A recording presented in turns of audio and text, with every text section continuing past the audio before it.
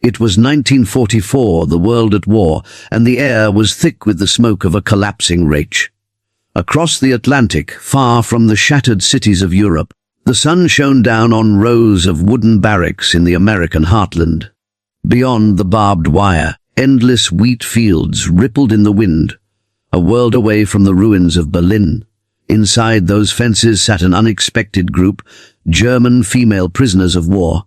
Captured in the aftermath of battle, shipped thousands of miles from the chaos they once called home.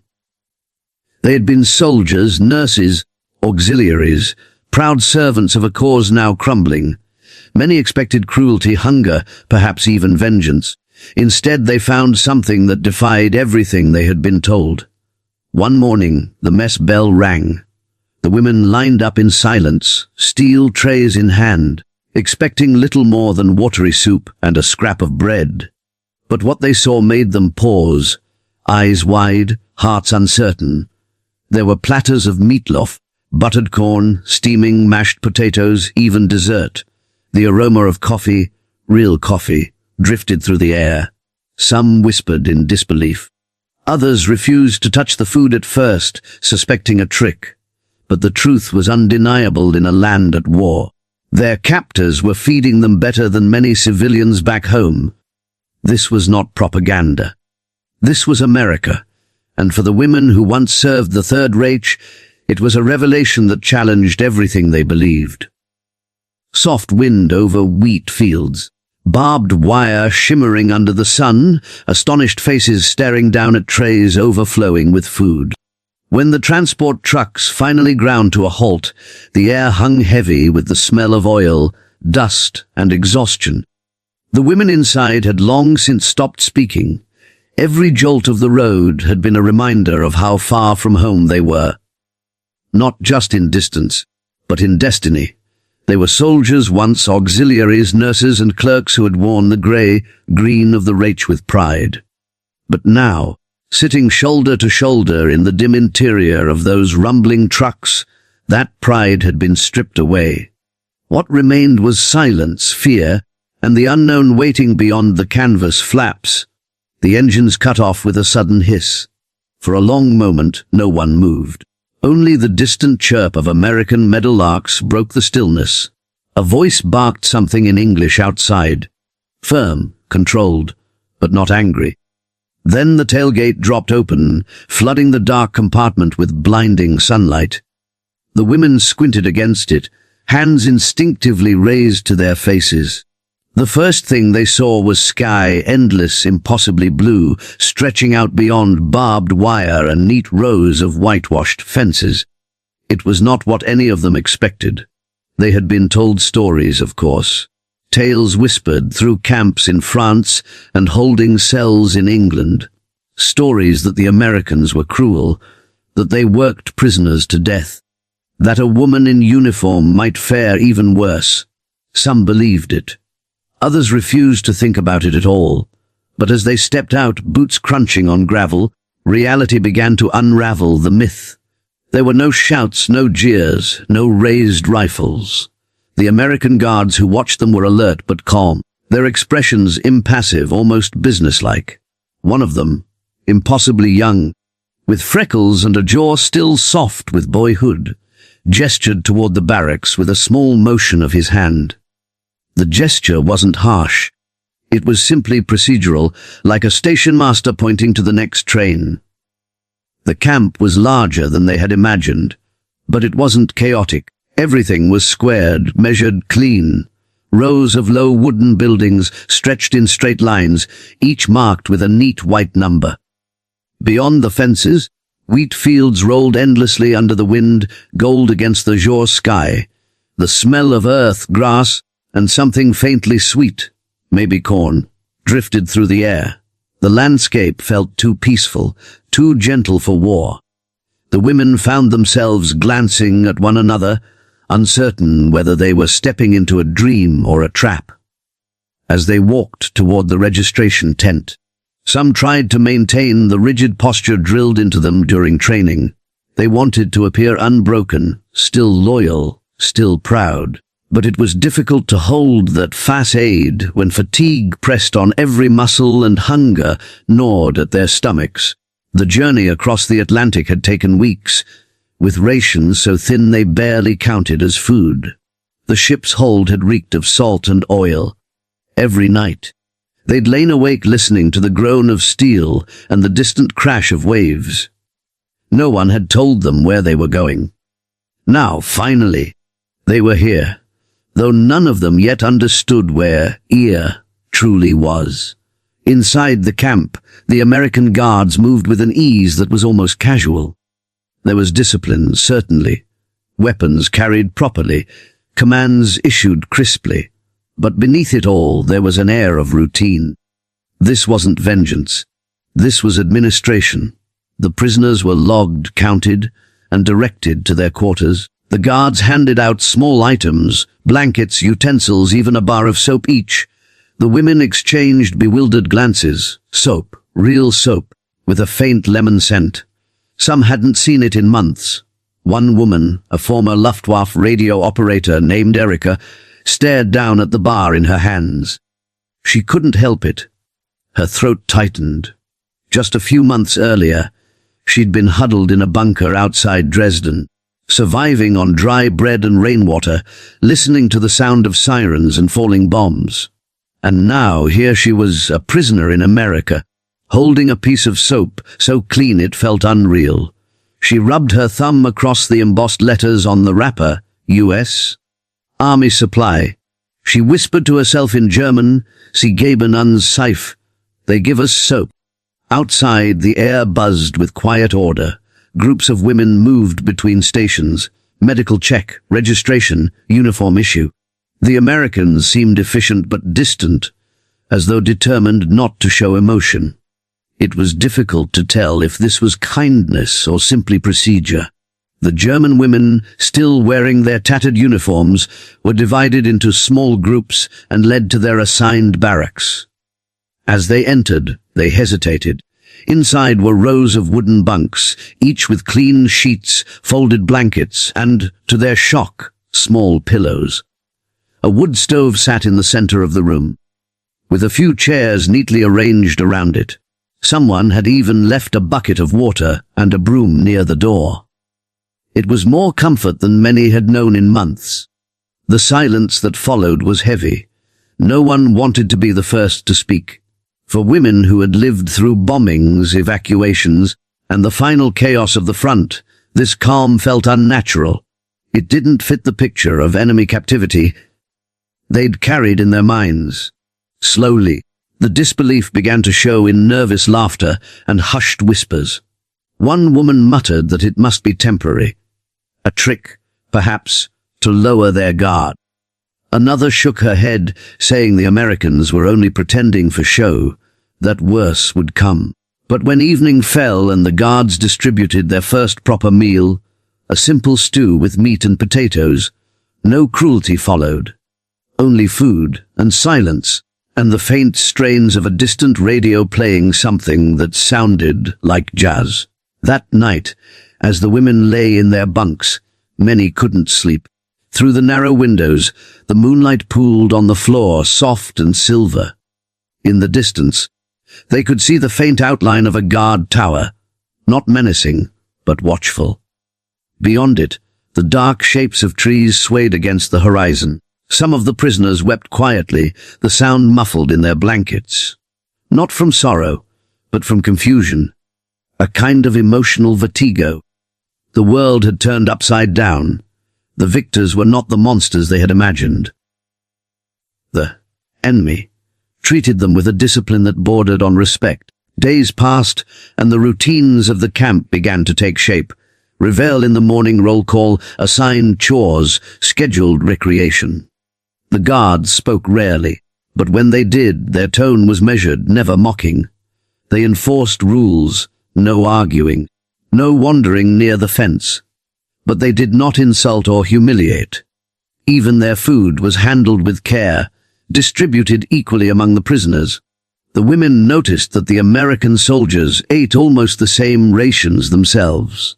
There was a strange equality in it, a quiet message that discipline, Not cruelty governed this place.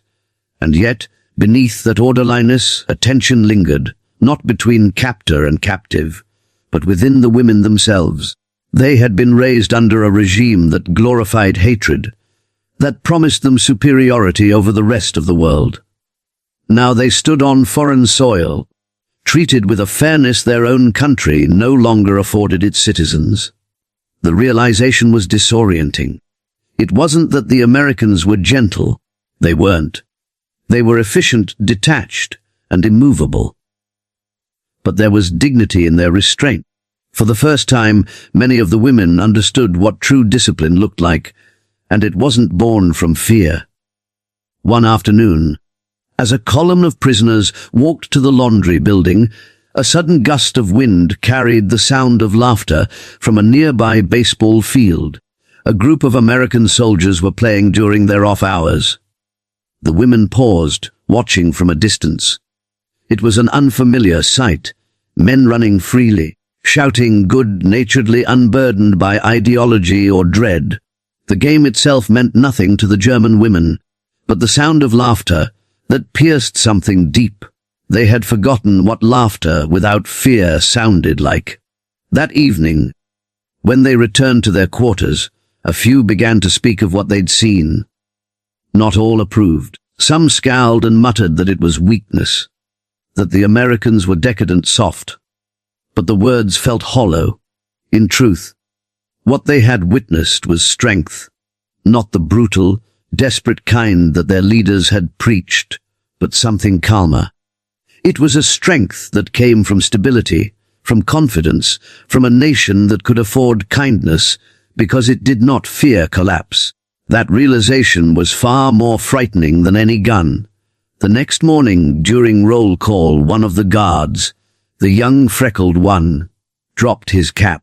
Before he could bend to pick it up, one of the prisoners instinctively reached for it, returning it without a word. He nodded once in thanks. It was nothing, a small gesture forgotten in seconds, but in that moment a line blurred. They were enemies by circumstance, not by nature.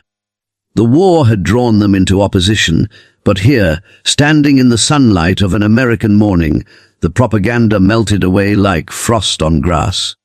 Days turned into weeks, and the camp's rhythms became routine. Some of the women were assigned to sewing or kitchen duty. Others worked in the camp garden, growing vegetables for the mess hall.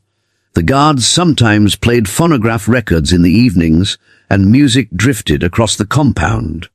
Soft, foreign melodies from a world that seemed untouched by destruction. At first, the women resented it. Then, slowly, they began to listen. One evening, a song played that one of them recognized, Lily Marlene. Both sides of the war had loved that song. It was as if the air itself remembered who they were before the war divided them.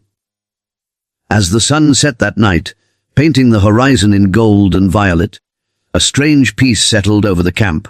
Beyond the barbed wire, the fields swayed gently in the breeze, the sound of crickets rising in chorus.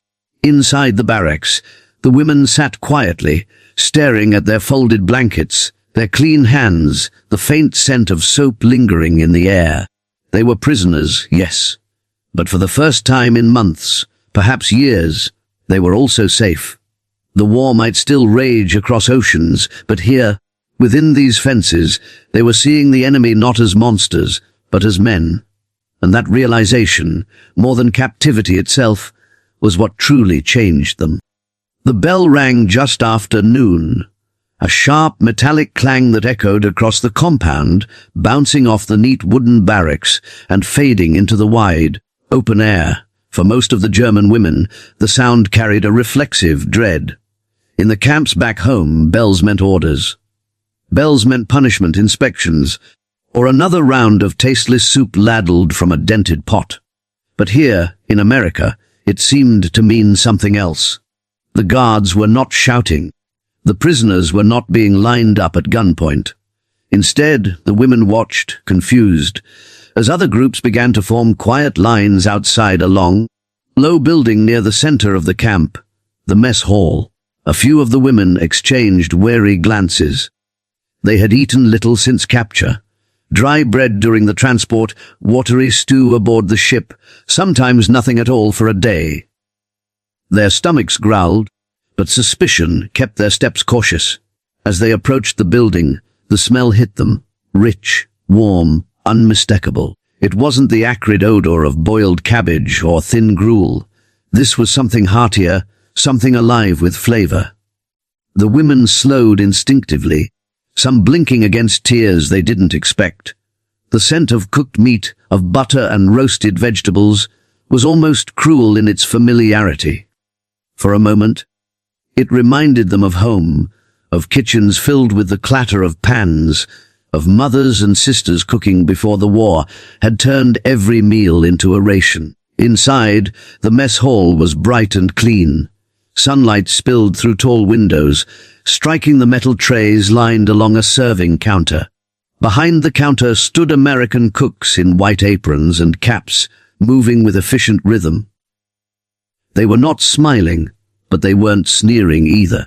They worked in silence, ladling food with the same precision they might have shown to their own soldiers. The air was thick with steam and the smell of freshly baked bread. At first, the German women hesitated at the entrance, unwilling to believe what they were seeing. The Americans motioned them forward, one by one. A tray was pushed into each woman's hands, solid, heavy, clean. Then came the food. First a scoop of mashed potatoes, pale and steaming. Then a thick slice of meatloaf, glistening with gravy. Bright yellow corn beside it, a small bread roll, even a pat of butter wrapped in foil, and finally, almost absurdly, a slice of pie. Apple. The sight of it made several women freeze in place. They moved down the line in silence, each step deepening their disbelief. No one spoke. The clang of metal trays, the soft hum of kitchen machinery, and the occasional murmur of an American cook were the only sounds. When the women reached the end of the counter, they found pitchers of water and, incredibly, coffee. Real coffee, not the bitter roasted barley substitute they'd grown used to in Germany. The smell alone was intoxicating. Some women simply stood there, holding their trays, unable to move. They took their seats at long wooden tables, unsure what to do next.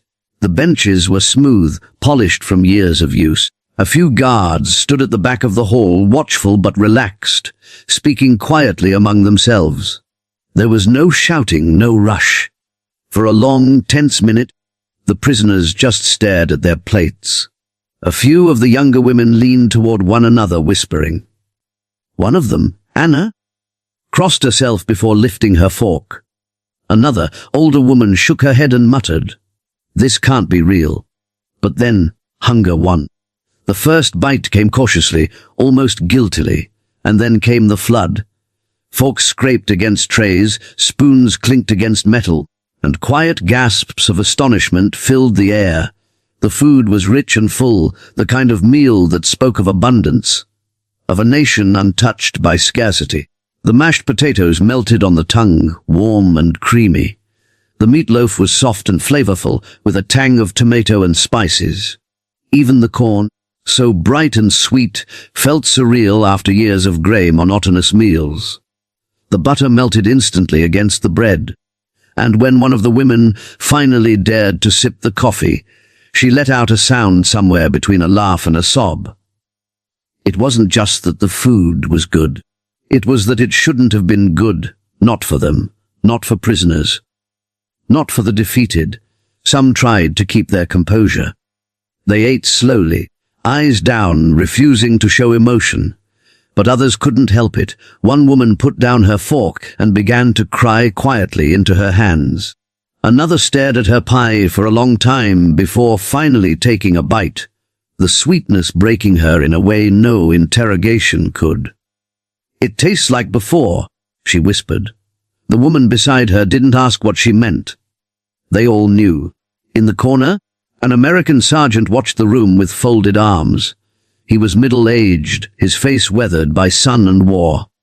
He said little, only occasionally murmuring to the cook staff. His eyes weren't cruel. If anything, they looked tired. the tiredness of someone who had seen too much of the world's madness. He wasn't there to gloat. He was there to maintain order, to ensure that rules were followed, and perhaps to remind them that even in kindness, discipline remained. But the sight before him, women who had once served an enemy now eating peacefully under an American roof, was a living contradiction of everything war tried to make simple. For the women, the contradictions cut deeper. How could this be the enemy they had been told to fear? They remembered the propaganda films, the speeches about barbaric Americans who bombed for pleasure, who had no culture, no heart. Yet here they were, serving food with care, providing meals that even German civilians had not seen in years. The abundance was shocking, almost indecent in its generosity. One woman whispered that perhaps this was psychological warfare, that the Americans meant to humiliate them with their wealth. But another shook her head. "No," she said softly. "They don't even think of us. This is just how they live." The realization stung more than hatred could. It wasn't personal, and that made it worse. For all their loyalty to the Reich, for all the speeches about German superiority, they now sat in a place where the enemy could afford to feed its prisoners better than Germany could feed its children. The walls of ideology, so carefully built, began to crack under the weight of simple reality. As they ate, the murmur of voices grew. The fear that had silenced them began to fade, replaced by tentative conversation. A few laughed quietly, nervous and unsure if they were allowed to. Others simply focused on finishing every last bite, unwilling to waste what had been given. Some stared out the windows, where the sunlight poured through the glass, illuminating motes of dust dancing in the air. Outside, American soldiers passed casually, chatting, carrying trays of their own. The symmetry of it, captors and captives sharing the same food, was surreal. When the meal ended, the women were instructed to place their trays in a bin and return to their barracks. They obeyed automatically, but as they walked out into the open air, a strange lightness filled them. It wasn't joy exactly, nor gratitude. It was something quieter. A reluctant respect for the order and decency they had just witnessed. War had not prepared them for this kind of victory. The Americans had conquered not with cruelty, but with normalcy. That night, the camp buzzed with quiet talk. The meal became a story that spread from barrack to barrack, repeated in disbelief and half laughter. Each woman described it differently. The texture of the bread, the smell of the coffee, the pie that seemed too good to be true. For some, it became proof that the Americans were cunning, that they were using comfort as a weapon. For others, it became a symbol of something deeper, a sign that maybe, just maybe, the world outside Germany had not descended into the barbarity their leaders had promised. In one barrack, a group sat in near darkness, speaking in hushed tones. The stove crackled faintly. "Do you think they're mocking us?" one asked. Another shook her head. "No, they're just living differently. They have everything. They don't even think about it." The words hung in the air. That was the most humbling part. That for the Americans, this generosity was ordinary. They weren't performing charity. They were following procedure, obeying a code that valued order over vengeance.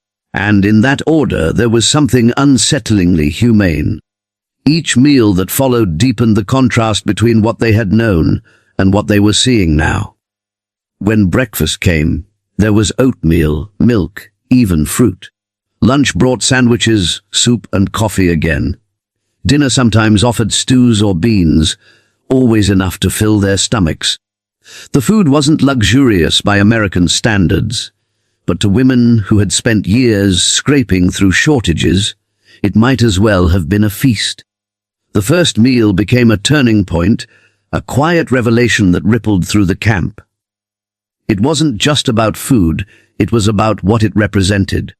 In every bite of meatloaf and every cup of coffee, the German women tasted something they hadn't known in years: stability, decency, abundance without fear. It was a meal that stripped away propaganda far more effectively than any speech or interrogation ever could. Some of them began to write home about it. Their letters, when allowed, were brief and censored, but a few lines slipped through. "We are treated fairly. We eat well here. The Americans are not what we were told." Those sentences, simple and almost timid, carried more power than they realized. They were cracks in the wall of belief, whispers of a different truth reaching back across the ocean. For many of the women, that first lunch remained etched in their memories long after the war ended.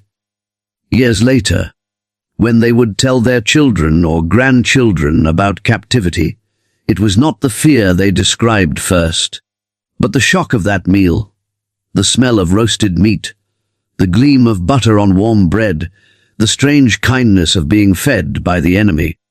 It was the moment they understood that defeat did not always come with cruelty, and that sometimes the greatest humiliation was being treated with humanity. That afternoon in 1944, as they walked out of the mess hall, the world felt tilted. They had expected bars and rations, not sunlight and full stomachs. The sky above them stretched wide and indifferent, and for the first time they looked around and truly saw the camp, the symmetry of the barracks, the order of the paths, the neatness of the fences. It was foreign and familiar all at once, a world where war's chaos seemed contained by quiet discipline. And as the breeze carried the lingering scent of coffee and baked bread through the air, one thought echoed among them all, unspoken but deeply felt. How could a nation that feeds its prisoners like this ever have lost anything at all? It began subtly, not with a grand moment of revelation, but with the quiet rhythm of daily meals. 3 times a day the bell would ring, and the women would file into the mess hall.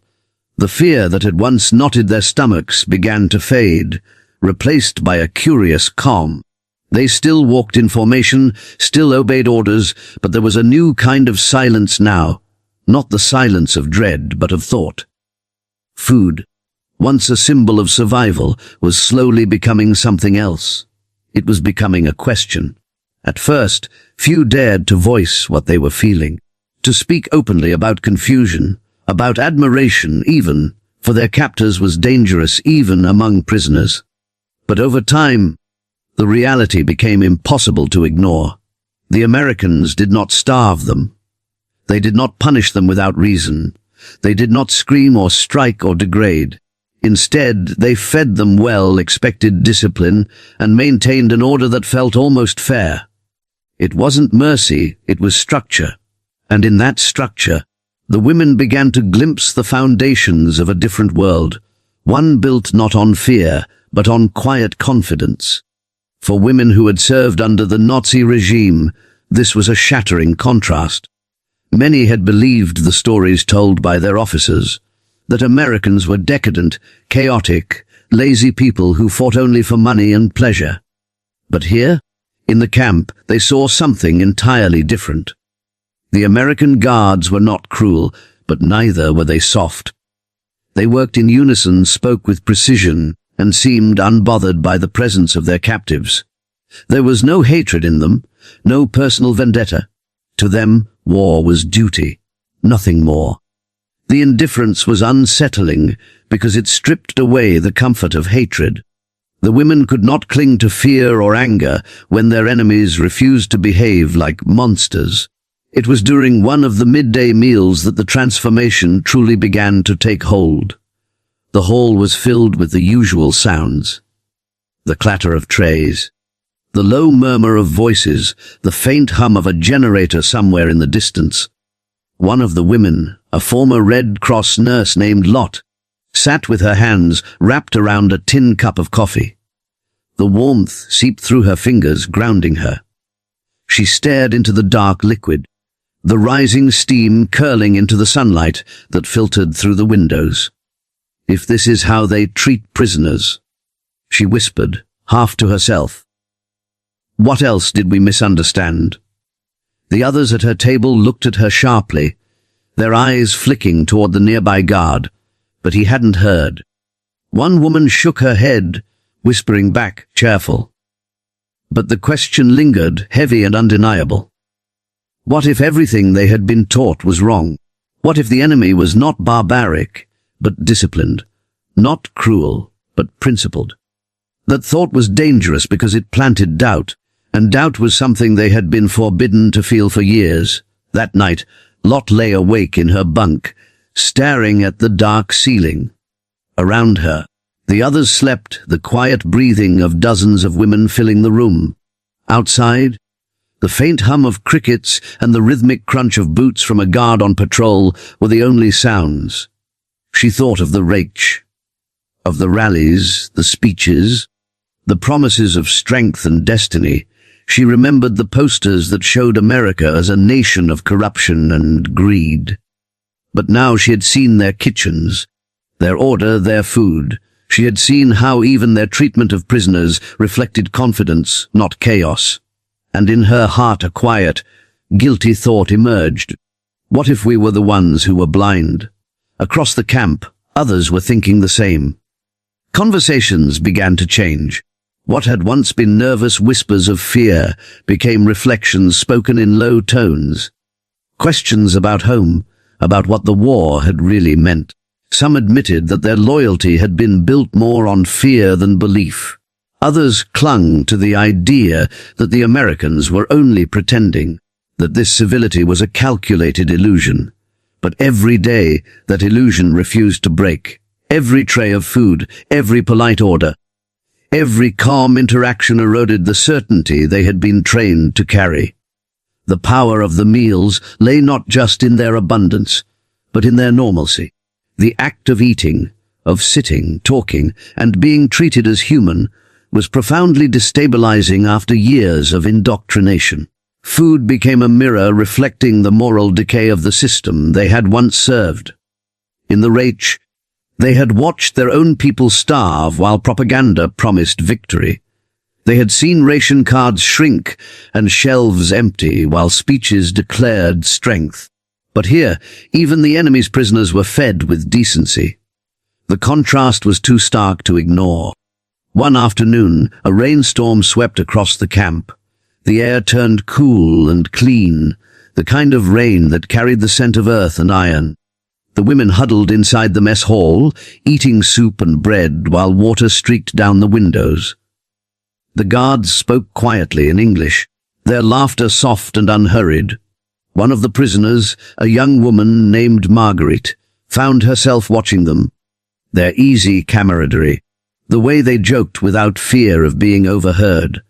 It struck her suddenly these men were not afraid of their officers. There was no constant tension. No desperation to please, no fear of failure. They simply did their jobs. She wondered what it would be like to live like that, to serve without terror. Later that evening, she spoke with another prisoner, an older woman who had worked as a secretary for a high-ranking officer in Berlin. "Do you think," Margaret asked quietly, "that they're like this because they're winning?" The older woman looked out the window, where the American flag rippled in the wind. "No," she said finally. "They're winning because they're like this." That single sentence passed from mouth to mouth, quietly but persistently. It was dangerous wisdom, simple, but subversive. The Americans' restraint was not weakness, it was a kind of strength that came from confidence, from belief in something beyond fear. The women began to see it in everything. In the way the guards treated each other, in the order of the camp, in the calm assurance that radiated from even the youngest soldiers. For those who had grown up in a world of propaganda, paranoia, and punishment, this balance was almost incomprehensible. In the weeks that followed, a few of the prisoners began to volunteer for work details. They scrubbed floors, peeled vegetables, washed laundry, not out of obedience, but out of a quiet desire to fill the silence. Work offered purpose, something tangible to hold on to, and in those moments the lines between prisoner and captor blurred even further. They overheard the guards talking about home, farms in Iowa, families in Ohio, wives waiting in Kansas. The realization that their enemies were ordinary men, not the faceless villains of propaganda, unsettled them deeply. Every evening, after the final meal, the women would return to their barracks and talk. Some discussed the future, wondering if they would ever see Germany again. Others spoke of the past, of the bombings, the hunger, the fear that had driven them to serve. Slowly, the camp became a place not only of captivity but of reflection. It was ironic, almost cruelly so. Only in defeat did they begin to question the beliefs that had once seemed unshakable. The guards noticed the change too. The defiance that had once lingered in the prisoners' eyes gave way to thoughtfulness. They no longer flinched when addressed, no longer carried themselves with brittle arrogance. Instead, they listened. There was a quiet dignity in that listening, a kind of reconciliation that neither side could name but both could feel. One day, an American officer entered the mess hall during lunch. He wasn't there to inspect or reprimand. He simply walked through, nodding at the cooks and observing the scene. The women fell silent as he passed, his polished boots echoing against the wooden floor. When he reached the end of the line, he paused, turned, and spoke briefly through a translator. "You are prisoners," he said evenly, "but you are also human beings. You will be treated as such, as long as you conduct yourselves with discipline." Then he left. The room remained silent for several seconds after his departure. The words were simple, almost bureaucratic, but their weight lingered. For years, they had been told that mercy was weakness, that compassion was a luxury reserved for fools. Yet here, the enemy extended both without hesitation. It was not sentimentality, it was principle. And principles, the women realized, were far stronger than fear. That night, someone tore up an old Nazi propaganda leaflet that had been smuggled into the camp weeks earlier. The paper fluttered into the stove's fire, curling into ash. No one commented, no one needed to. The gesture spoke for itself. The war outside might still rage, but inside the camp, another battle was being quietly lost. The battle for belief. Weeks later, when the Red Cross visited the camp, the representatives noted the prisoners' relatively good condition. Their health had improved. Their spirits seemed stable. Few understood that the transformation was not just physical but psychological. These women had been fed, yes, but more than that, they had been confronted with a kind of moral nourishment their own regime had long since abandoned. Every meal reminded them of it. The routine became a lesson. Fairness, order, dignity. Not the hollow kind preached in parades, but the kind practiced in the quiet act of respect, of treating even an enemy with decency. It was a mirror they could not look away from. For years after the war, many of those women would remember those meals not as moments of comfort, but as reckonings. They spoke of them in interviews, in memoirs, in hushed recollections to their families. The food, one recalled decades later, was the first time I realized that we had been fighting the wrong kind of strength. They conquered us not by cruelty, but by conscience, and perhaps that was the greatest irony of all. What broke their loyalty was not starvation or torture, but generosity, the quiet, methodical kind that expected nothing in return. Food, of all things, became the weapon that dismantled their illusions. The war had taken everything from them, their homes, their beliefs, their certainty. But within those fences, the daily rituals of American order offered something in return, a glimpse of humanity unshaken by hatred. And though they would never have admitted it then, many of the German women began to feel a strange sense of gratitude, one mixed with shame and awe. When the sun set over the camp, long shadows stretched across the gravel paths. Inside the barracks, the air smelled faintly of soap, wood, and the lingering aroma of dinner. The women sat quietly, some writing letters, others lost in thought. Outside, a guard walked his rote, his silhouette calm and unhurried. And somewhere, deep inside, the prisoners felt the first fragile stirrings of understanding. The food had nourished their bodies, but it was the dignity behind it that began to nourish something else, the awareness that the world was larger, more complex, and far more humane than they had been led to believe. The letters came slowly, sometimes weeks late, their paper yellowed and creased from travel across oceans. Each envelope bore the same census stamp, examined by U.S. Army Postal Service, and when the German women opened them, their hands trembled. The words inside were fragments of another world, one that was falling apart even as they sat in an American camp thousands of miles away. They read of cities reduced to ash, Hamburg, Dresden, Cologne, of families huddled in cellars waiting for sirens that never seemed to stop, of mothers boiling grass to make soup, of children trading scraps for bread. We wait for the war to end. One letter read, but it feels like the end will come for us before peace does. The women read in silence, lips pressed tight, eyes blurring with tears. Outside their barracks, the autumn wind rustled the flag on the pole, red, white, and blue against a vast, cloudless sky. Inside the camp, they were safe. They ate 3 times a day. Their beds were clean. Their guards, though stern, did not harm them. And yet, the safety felt heavy. A guilt that clung to every bite of food, every moment of comfort. The contrast between their lives and those of their loved ones across the ocean gnawed at them in ways no punishment could. For some, it was unbearable. The next morning, when the bell rang for breakfast, a few hesitated to go.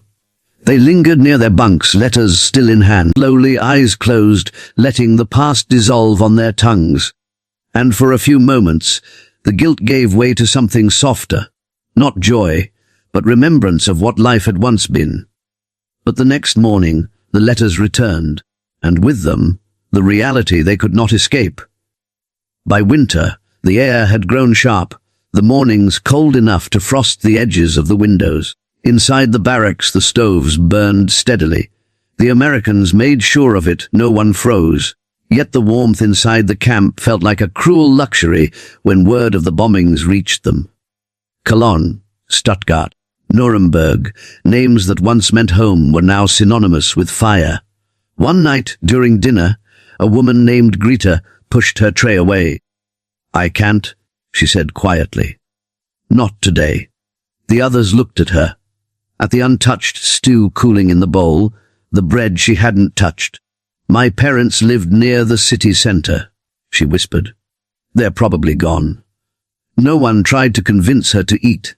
They sat in silence, the only sound the soft hum of the lights above. Across the room, an American guard glanced over, his brow furrowed, but said nothing. Later, after curfew, Greta sat on her bunk with her face in her hands. Beside her, another woman, Clara, leaned close and whispered, "You must eat. You're still alive." "I don't deserve to," Greta said. "Not when they're starving, and we—" Her voice cracked. "We eat like queens." Clara hesitated. "Maybe that's why they feed us," she said softly.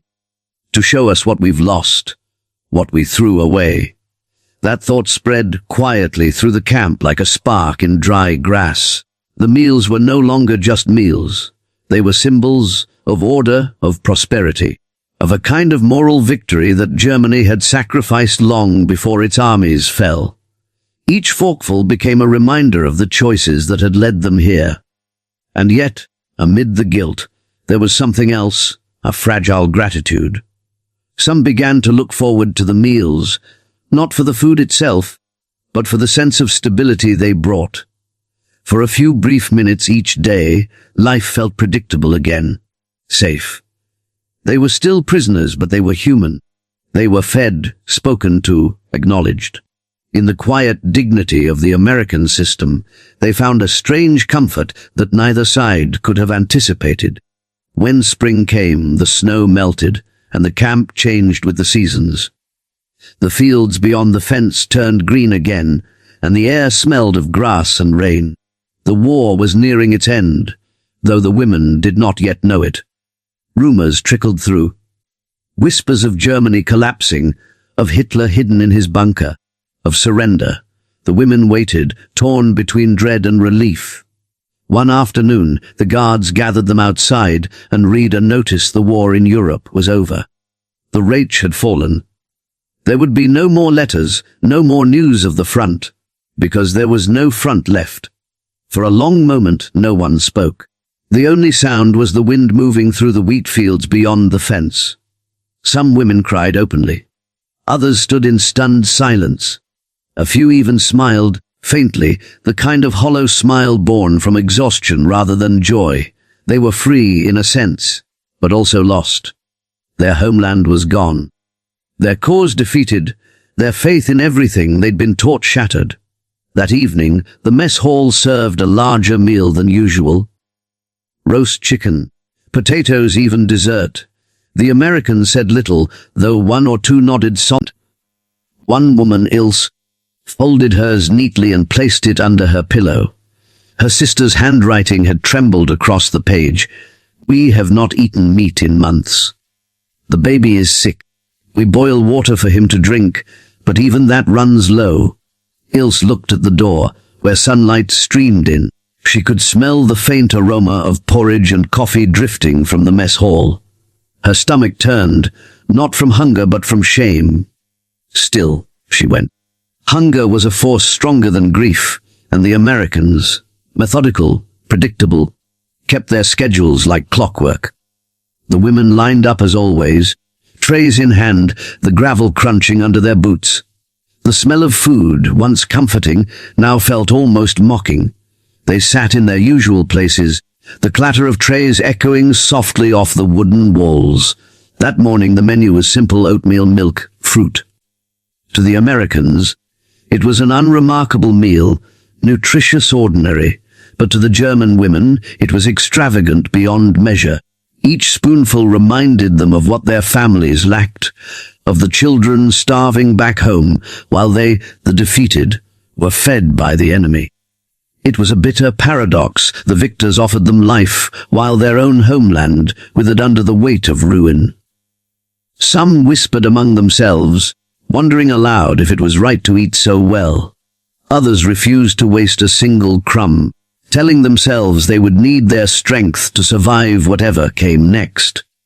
The conversations were soft, hesitant, like prayers spoken into the air. After breakfast, the women returned to their barracks.